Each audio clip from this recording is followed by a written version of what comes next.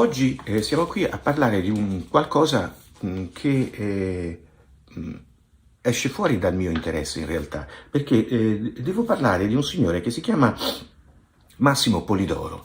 E questo perché? Perché ieri Polidoro ha fatto un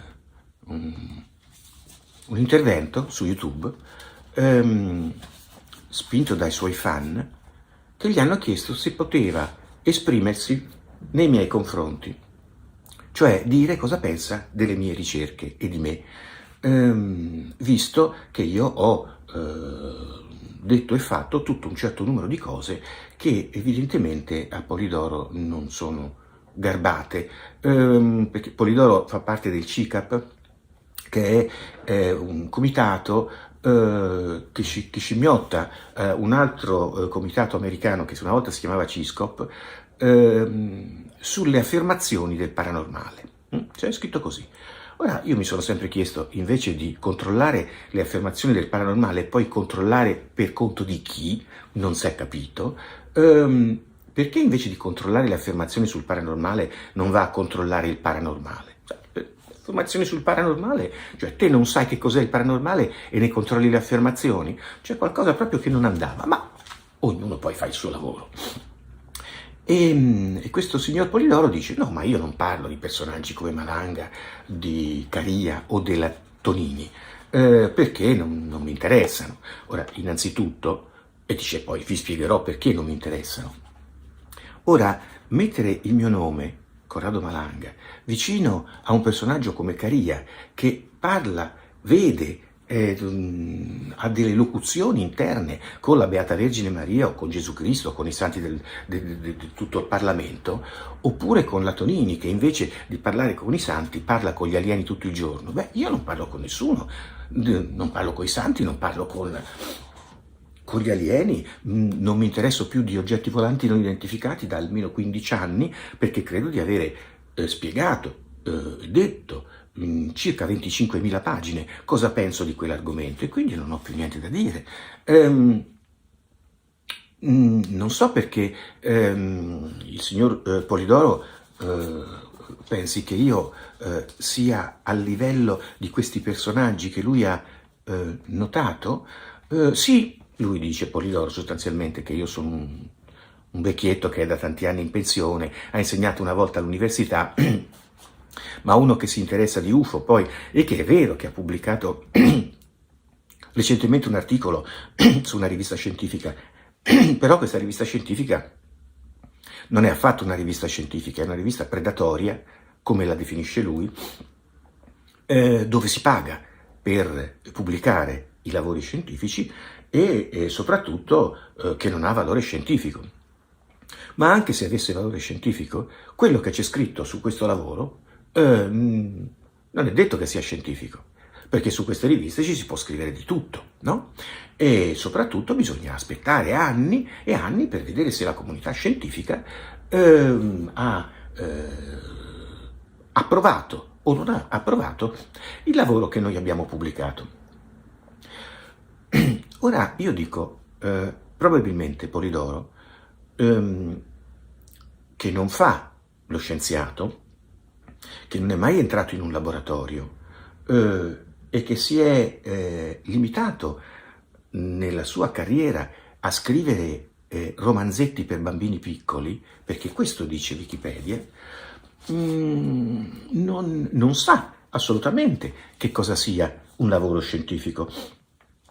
Non ha la più pallida idea della rivista che lui fa vedere, Remote Sensing, sul quale noi abbiamo pubblicato il lavoro sulla piramide di Cheope, che cosa sia, per esempio, non ha la più pallida idea di che cosa sia un impact factor, perché quella rivista citata ha un impact factor molto elevato. Noi siamo passati sotto il referaggio di 7 riferi scientifici diversi per competenze, e la rivista scientifica ci ha dato l'ok, il lavoro che noi abbiamo fatto è assolutamente scientificamente valido, non c'è bisogno di aspettare chissà quale altro tipo di riferaggio.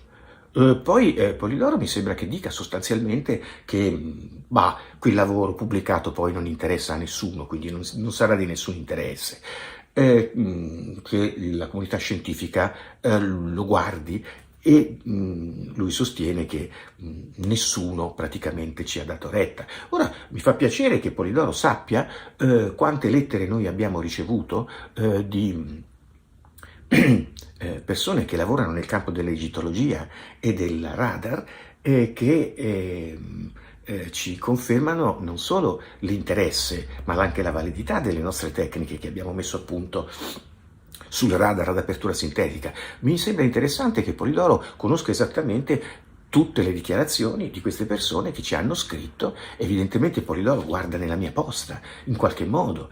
Ho voluto capire di più su Massimo Polidoro e sono andato a fare una ricerca. Eccolo qua, vedete? È il suo sito. Quindi mi sono informato alla base di questa esperienza letteraria che io sono voluto andare a vedere. E che cosa scopro? Vedete? Sì, scopro che il sito è in lavorazione, vedete? Il sito. Però, a parte che il fatto che il sito è in lavorazione, c'è scritto una cosa interessante in questa pagina. C'è scritto, è finalmente online il nuovo corso Impara come sviluppare le tue capacità di pensiero critico. Polidoro! E la gente deve venire da te a imparare le capacità di pensiero critico. Ma se tu avessi un minimo di pensiero critico, ti saresti letto il lavoro, che evidentemente non solo non hai letto, ma non l'avresti capito, perché tu non sai nulla di radar ad apertura sintetica, non sai nulla di piramidi, evidentemente, ma non hai capito una cosa importante, che la nostra tecnica fa delle vere e proprie fotografie di quello che succede all'interno della piramide. Quindi non c'è bisogno di dire un giorno qualcuno proverà che Malanga aveva ragione o no. Malanga non è che ha o non ha ragione, ci sono le fotografie. Mi dispiace che tu non abbia letto e compreso il lavoro scientifico, ma quelle fotografie le capisce un bambino piccolo. Già, è vero, tu scrivi i romanzetti per i bambini piccoli, ma forse al di là di questo non ci sei andato. E invece scopro che tu sostanzialmente sei stato anche un docente, lo dici te, un docente all'università, e infatti nel 2004 presso l'università a Milano hai tenuto il corso per la prima volta di psicologia dell'insolito, un corso di 20 ore di psicologia dell'insolito. Solo un anno l'hai tenuto, l'anno dopo no, chissà perché. Però c'è il programma, e io sono andato a leggere il programma che ti hai pubblicato sul tuo sito, caro Massimo Polidoro. E tra le altre cose Polidoro insegna la psicologia dell'inganno e le tecniche di persuasione. Conosci bene la psicologia dell'inganno e le tecniche di persuasione, che sono quelle che forse stai utilizzando quando parli di me e del mio lavoro scientifico? Beh, te le sai bene, è vero? Non ho capito perché ti hanno sostanzialmente fatto fare il corso una volta sola, visto che è un corso unico nel mondo sostanzialmente. Ma ne ho voluto capire di più e allora sono andato sempre su internet a cercare notizie. Guardate, sono le pagine di internet, qui c'è scritto Massimo Polidoro, che cosa fa? E ci leggiamo che cosa fa, chi è. Allora, è un giornalista? Sì, io non so se è un giornalista, non mi risulta che abbia fatto l'esame di giornalista. C'è un esame da fare, magari mi sbaglio, però qui non c'è scritto. Psicologo, non mi risulta che sia iscritto all'albo degli psicologi Polidoro. YouTuber, YouTuber è anche lo spazzino all'ultimo piano che abita qui, che ha 3 canali YouTuber. Consulente di che? Consulente di che? Consulente cosa vuol dire? Faccendiere? Che vuol dire consulente? Presentatore televisivo? Sì, nel mainstream, cioè Oggi come oggi, un conto è dire la verità, un conto è fare il presentatore televisivo. Ah, e certo, forse le qualità a cui abbiamo accennato prima, cioè praticamente l'inganno e nelle tecniche di informazione, beh, ti sono servite, visto che hai lavorato nel mainstream. Produttore televisivo, eh sì, ci hai messo i soldi, va benissimo. Scrittore per l'infanzia, ti ho detto, ha scritto dei romanzetti, nel suo blog c'è scritto quasi 30 libri. Quasi 30 libri cosa vuol dire? 29,5? Cosa c'è scritto? Anche la metà del libro che non hai ancora pubblicato ci hai messo. Quasi 30 libri. Un concetto quantistico del numero di libri scritti. Professore universitario. Ma di che? Tu hai tenuto un corso di 20 ore per un anno. Professore universitario vuol dire un'altra cosa, vuol dire aver vinto un concorso. Ma non mi risulta che tu abbia fatto domanda e abbia vinto un concorso per professore universitario. Oh, magari mi sbaglio, però c'è scritto così. Vedi, questo signore qua, lui è questo signore qua. Guarda come tiene le mani. Questa è una fotografia, ma ce ne sono tante su internet che lo ritraggono sempre sorridente, non so che cosa c'ha da ridere, e è contento, probabilmente, e con le braccia inconserte. Vedete? Le braccia inconserte. Ora, sapete che cosa vuol dire, no? Tenere le braccia inconserte. Te lo dico io. Le braccia inconserte. Te lo dice internet. Te lo dice la programmazione neurolinguistica. Braccia incrociate sul petto. È un gesto che si realizza per alzare una barriera tra la persona che incrocia le braccia e qualcosa o qualcuno che non è di suo gradimento.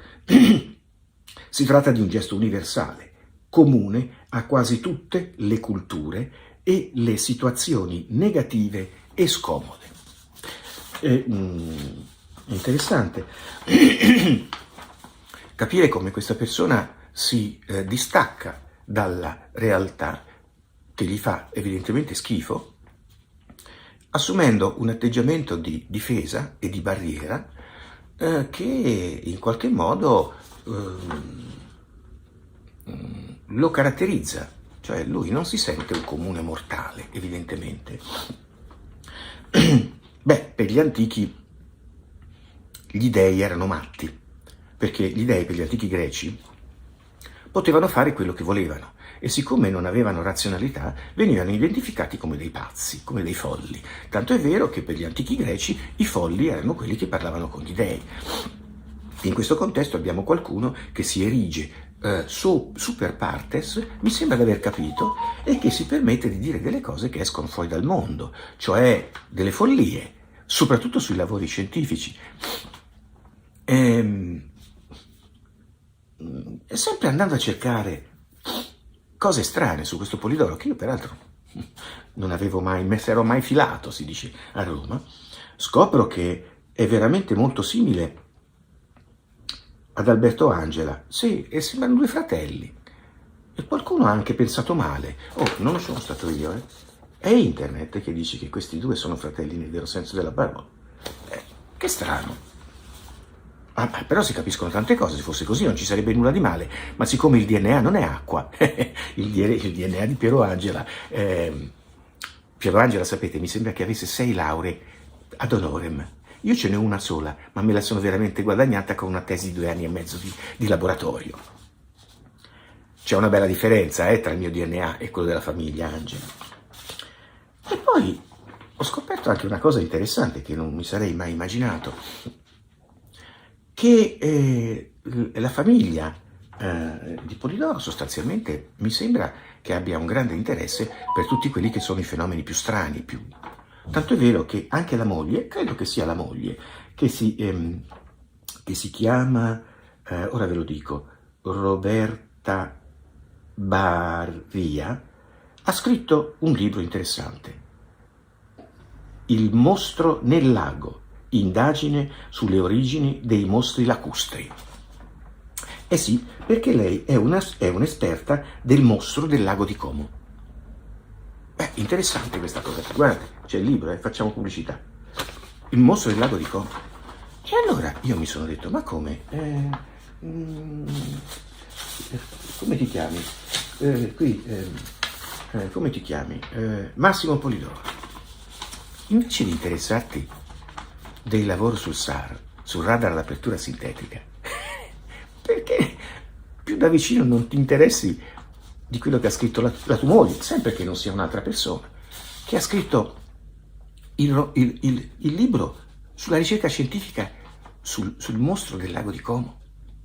Cioè, non so che dire, cioè, da un certo punto di vista. Io ho fatto un recente video su che cosa vuol dire scienza. E ho visto che all'interno del tuo,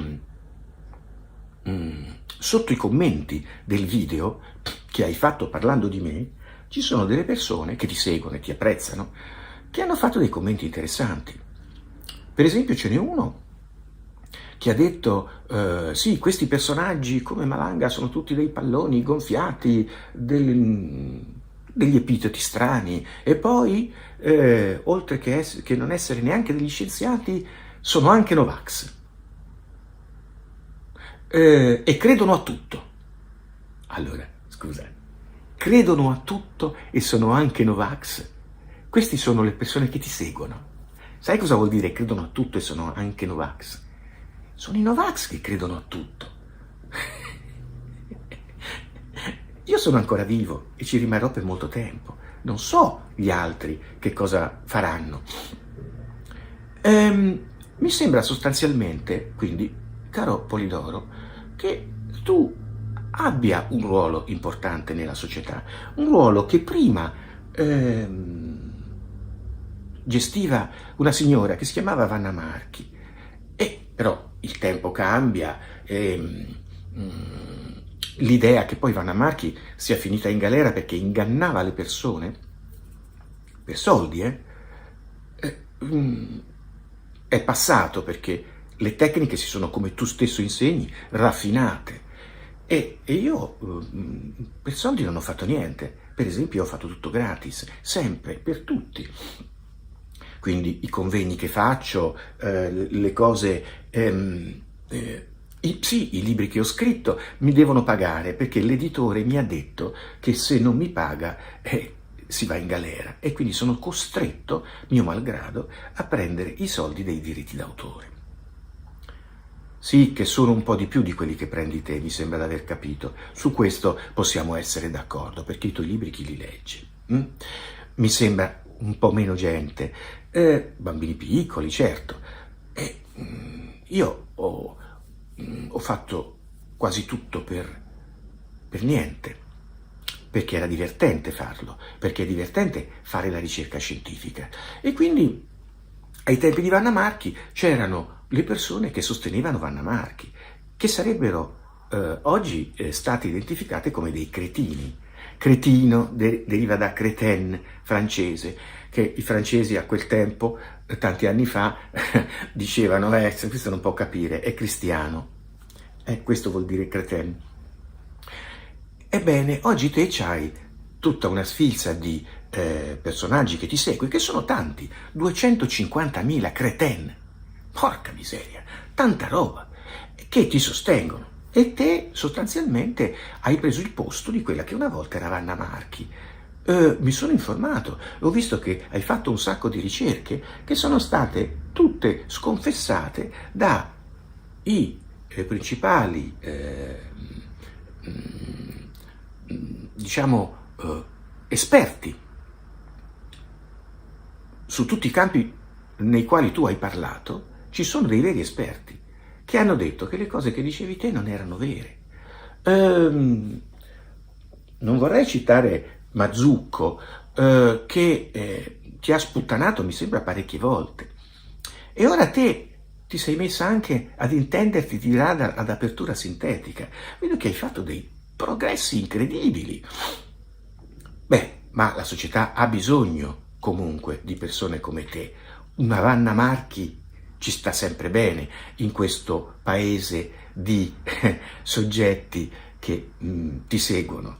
Ti segue anche qualcuno, ho visto nei commenti, che crede alla macchina di Majorana. Io, anche lì, ho sempre detto che quella cosa era molto misteriosa e che sostanzialmente, insomma, c'era da pensare bene a quello che era la storia di Ettore Majorana, rivista da un altro signore che si chiama Pelizza. Ebbene, le persone che credono nella macchina di Majorana ho visto che seguono e ti sostengono il tuo corso. Quindi io non sono terapiattista, non credo nella Madonna. A questo punto il problema degli alieni l'ho lasciato da 15 anni fa e scopro che tutte le persone che invece sono magari cattoliche, che credono nelle visioni mariane, eccetera, eccetera, però ti seguono. È interessante comprendere che strano tipo di seguaci abbia la Vanna Marchi del 2023. Che dire, ti posso assicurare però che io non sono quel vecchio rimbambito che è in pensione e che una volta insegnava chimica e si interessava di UFO.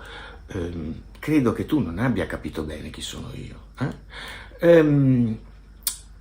Forse potresti documentarti andandoti a leggere quelle 25.000 pagine che troverai sul mio sito e che ho scritto qualche tempo fa, in tutti gli ultimi 40 anni della mia vita. Magari ti vai a leggere anche alcuni lavori scientifici che io ho pubblicato sulle riviste scientifiche quando facevo il docente di chimica. Potresti scoprire che io sono il ricercatore che in Italia, in Europa e probabilmente nel mondo ha tenuto più corsi differenziati di chimica al mondo. Per esempio, magari ti fai una cultura. Perché parlare di me? Te giustamente dici, è un personaggio che non conta niente. Ecco, su questo sono d'accordo con te. Non parlare di me, perché la prossima volta che ne parli ci vediamo davanti al giudice.